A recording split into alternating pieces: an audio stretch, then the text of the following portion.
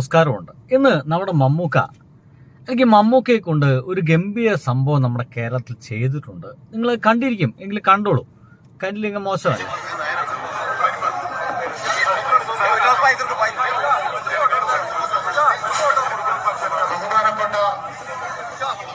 സുഹൃത്തുക്കളെ, ഇവിടെ സംഭവിക്കുന്നത് മമ്മൂട്ടി എന്ന് പറയുന്ന മനുഷ്യൻ പായസം ചോദിച്ചില്ലേ എന്നുള്ള വിഷയങ്ങളൊന്നുമില്ല ഇവിടെ സംഭവിക്കുന്നത്. മമ്മൂട്ടി എന്ന് പറയുന്ന നമ്മുടെ കേരളം മുഴുവൻ അഭിമാനിക്കുന്ന ആ ഒരു മനുഷ്യനെ നമ്മുടെ കേരളത്തിലെ ഒരു പ്രധാനപ്പെട്ട ക്ഷേത്രത്തിലേക്ക്, അവിടെ നടക്കുന്ന അന്നദാനത്തിലേക്ക് ഭക്ഷണം വിളമ്പാൻ വിളിച്ചു എന്നുള്ളതാണ്.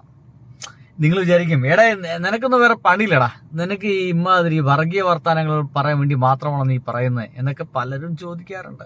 പക്ഷെ ചിലപ്പോഴൊക്കെ ചില കാര്യങ്ങൾ പറഞ്ഞു വെക്കൂ എന്നുള്ളതാണ്. കേട്ടോക്കൂ, നമുക്കത് കാണണം. എറണാകുളത്തിന്റെ ഏറ്റവും വലിയ ഇഷ്ടപ്പെട്ട മഹാ അന്നദാനം ഉദ്ഘാടനം ചെയ്യുന്നതിനായി നമ്മുടെ പ്രിയങ്കരനായ മലയാളത്തിന്റെയും ലോകത്തിന്റെയും മഹാനടൻ പത്മഭൂഷൺ വേങ്ങിയതിനു ശേഷം ആദ്യമായി നമ്മുടെ വേദിയിലേക്ക് കടന്നു വരികയാണ്. ആദ്യത്തെ ചടങ്ങാണ് അദ്ദേഹത്തിന് ഈ മഹാ അന്നദാനം ഉദ്ഘാടനം ചെയ്യുവാനായി നമുക്ക് കിട്ടിയ സൗഭാഗ്യമാണ്. മഹാനടന്റെ ഈ കടന്നു വരുവാൻ എന്തൊക്കെയാണ് പറയുന്നത് ആലോചിച്ച്. നമ്മുടെ മമ്മൂക്കയ്ക്ക് ഈ അടുത്ത് ഒരു വലിയ ഗംഭീര അവാർഡ് കിട്ടി. നമ്മുടെ രാജ്യം അദ്ദേഹത്തെ ആദരിച്ചു, പത്മഭൂഷൺ. അപ്പോ പത്മഭൂഷൺ കിട്ടിയതിന് ശേഷം അദ്ദേഹം ആദ്യമായിട്ട് കേരളത്തിൽ ഏതെങ്കിലും ഒരു ചടങ്ങിൽ, ഒരു പരിപാടിയിൽ പങ്കെടുക്കുന്നുണ്ടെങ്കിൽ അത് എറണാകുളത്തപ്പനോ അങ്ങനത്തെ എറണാകുളത്തപ്പൻ ക്ഷേത്രത്തിലെ അന്നദാനത്തിനാണ് അദ്ദേഹം പങ്കെടുത്തിരിക്കുന്നത്. ചില്ലറ പരിപാടിയൊന്നുമല്ല. അന്നദാനം എന്ന് പറയുന്നത് എറണാകുളത്തപ്പൻ ആ അമ്പലത്തിലെ ഏറ്റവും വലിയ വഴിപാടാണ്, ഏറ്റവും പുണ്യമായ വഴിപാടാണ്. ആ ഒരു വഴിപാട് ഉദ്ഘാടനം ചെയ്യാൻ വേണ്ടി വന്നിരിക്കുന്നതിന് എന്റെ പൊന്നു സുഹൃത്തുക്കളെ, മാപ്പിളയായ മുസ്ലിമായ മമ്മൂട്ടി എന്ന് പറയുന്ന മനുഷ്യനാണ്. അദ്ദേഹത്തെ ആ അമ്പല കമ്മിറ്റിക്കാർ അങ്ങോട്ട് ക്ഷണിച്ചതാണ്. പച്ച മലയാളം, അദ്ദേഹത്തെ അങ്ങോട്ട് ക്ഷണിച്ചതാണ്. എന്റെ പൊന്നു ഉത്തരേന്ത്യ സംഘികളെ കാണ്, ഇതാണ് കേരളം. ഇതൊന്നും പറഞ്ഞില്ലെങ്കിൽ എനിക്കൊരു സന്തോഷം കിട്ടില്ല, നേരം വരെ ഉറങ്ങാൻ പറ്റൂല എന്നുള്ളതുകൊണ്ടാണ് ഞാനിങ്ങനെ പറഞ്ഞു കേട്ടോ. കാരണം അത്രയേറെ വർഗീയത കലർന്ന് ഒരു വിധമായിരിക്കുന്നു.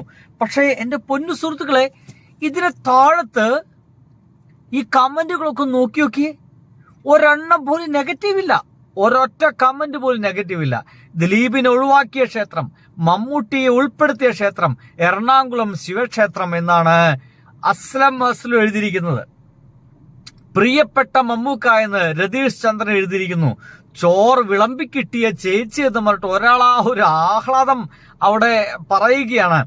ചോറ് വിളമ്പിക്കിട്ടിയ ചേച്ചിയുടെ ഒരു സന്തോഷം എന്തായിരിക്കും എന്നൊക്കെ പറഞ്ഞിട്ട് ആ ചേച്ചിയുടെ ഭാഗ്യം എന്നല്ലാതെ എന്റെ പൊന്നു സുഹൃത്തുക്കളെ, ഒരു സംഖ്യ പോലും ഞങ്ങൾ അമ്പലത്തിൽ ഇതാ മാപ്പിള കയറി, ഞങ്ങളുടെ അമ്പലത്തിലേക്ക് ഇതാ മാപ്പിളാരെ ക്ഷണിച്ചു വരുത്തിയിരിക്കുന്നു, ഞങ്ങളുടെ അമ്പലത്തിലേക്ക് ആകെ മൊത്തം പ്രസന്റ് ആക്കാൻ വേണ്ടിയിട്ട് ഇപ്പൊ അന്നദാനത്തിന് ഉദ്ഘാടനത്തിനും മ്ലേച്ഛന്മാരെ കിട്ടിയുള്ളൂ, നാലാം വേദക്കാരെ കിട്ടിയുള്ളൂ എന്ന് പറയുന്ന തരത്തിലുള്ള വർഗീയ വർത്തമാനങ്ങൾ പറയാൻ എന്റെ പൊന്നു സുഹൃത്തുക്കളെ ഒരു സംഖ്യ പോലും ഉണ്ടായില്ല, ഒരു സുഡാപ്പി പോലും ഉണ്ടായില്ല എന്ന് പറയണം. അങ്ങനെയുണ്ടല്ലോ. മുസ്ലിമായിട്ടുള്ള മമ്മൂട്ടി എന്തിനാണ് ഈ അമ്പലത്തിലെ കാര്യങ്ങളൊക്കെ ഉദ്ഘാടനം ചെയ്യാൻ പോണേ? ഇതൊക്കെ ഇസ്ലാം മതത്തിന് വിരുദ്ധമാണല്ലോ എന്ന് തൊപ്പിയും താടിയും നീട്ടിയ ഒരുത്തൻ പോലും സംസാരിച്ചിട്ടില്ലെന്ന് മനസ്സിലാക്കുക.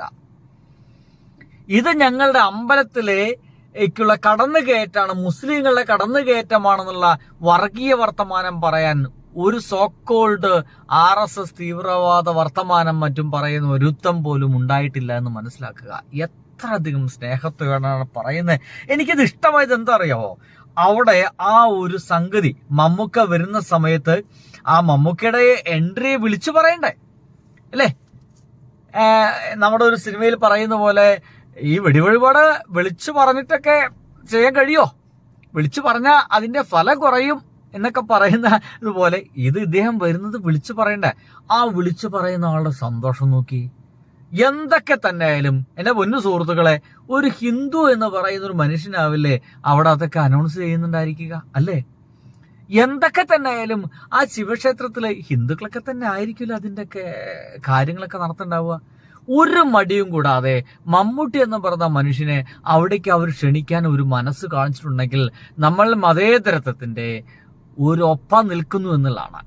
മതത്തിനപ്പുറത്തേക്കൊക്കെ നമ്മൾ ചിന്തിക്കാൻ തുടങ്ങിയിരിക്കുന്നു എന്നുള്ളതാണ്. അദ്ദേഹം സംസാരിക്കുന്നു കേട്ടോക്കെ, കേക്കണം.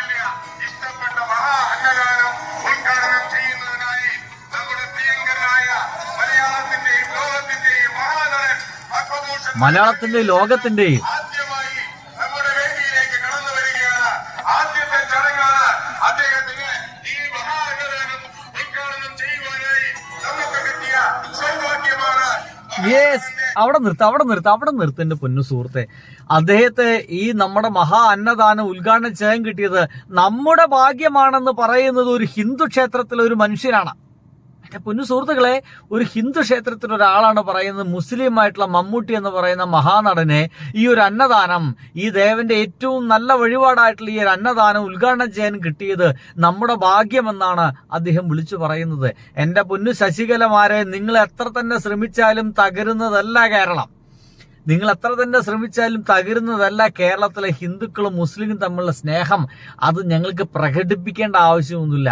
അത് റീലിലൂടെയോ മറ്റോ ഒക്കെ പ്രകടിപ്പിക്കേണ്ട ഒരു ആവശ്യമില്ലെന്നേ. അത് ഞങ്ങൾ ഇങ്ങനെയൊക്കെയാണ് ചെയ്ത് കളയും. ചിലപ്പോ പള്ളിയത്തെ എന്തെങ്കിലുമൊക്കെ ചടങ്ങുകളൊക്കെ ഉദ്ഘാടനം ചെയ്യാൻ വേണ്ടിയിട്ട് ഏതെങ്കിലും ഒരു മനുഷ്യനെ, ഒരു ഹിന്ദു ആയിട്ടുള്ള ഒരാളെ ഒരു മടിയും കൂടാതെ ചിലപ്പോ മോഹൻലാലൊക്കെ ക്ഷണിച്ചെന്ന് വരും. മോഹൻലാൽ പോവുകയും ചെയ്യും, അത് ഉദ്ഘാടനം ചെയ്യുകയും ചെയ്യും. പിന്നല്ല, ഇതാണ് കേരളം. മനസ്സിലാക്കണം കേട്ടാ. കഴിഞ്ഞില്ല. എവിടെ ബാക്കി എന്താ പറയാത്ത? പറയൂ.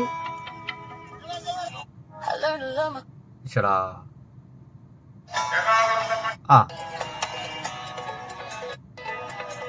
എന്തായാലും ആ കടന്നു വരവ് അദ്ദേഹത്തിന് കിട്ടിയിരിക്കുന്നത് ഇപ്പോഴിതാ ഈ ഒരു അവാർഡ് കിട്ടിയതിനു ശേഷമുള്ള ആദ്യത്തെ ചടങ്ങാണ് എന്നൊക്കെ പറയുമ്പോഴേ അവര് അതിനെ കണക്കാക്കുന്ന ഒരു വലിയ സംഭവമായിട്ടാണെന്നുള്ളതാണ്. ഒരു സംശയം സംഭവം തന്നെയാണ്. നമ്മുടെ കേരളത്തെ സംബന്ധിച്ച് ഇതൊരു ഗംഭീര വാർത്തയൊന്നുമല്ല. പക്ഷെ ഉത്തരേന്ത്യക്കാരെ സംബന്ധിച്ച് ഇതൊരു ഗംഭീര വാർത്തയായിരിക്കും. മുസ്ലിം ആയിട്ടുള്ള ഒരാളൊക്കെ ക്ഷേത്രത്തിലൊരു പരിപാടിക്ക് ക്ഷണിക്കാന്ന് വെക്കുക. എന്താണ് ഈ കാണണം എന്നൊക്കെയുള്ള വലിയ വർത്താനൊക്കെ അപ്പുറത്ത് നടക്കുന്നുണ്ടായിരിക്കും. നടക്കട്ടെ അല്ലേ. ഇതാണ് എന്റെ പൊന്നു സുഹൃത്തുക്കളെ real Kerala story. The real Kerala story. By.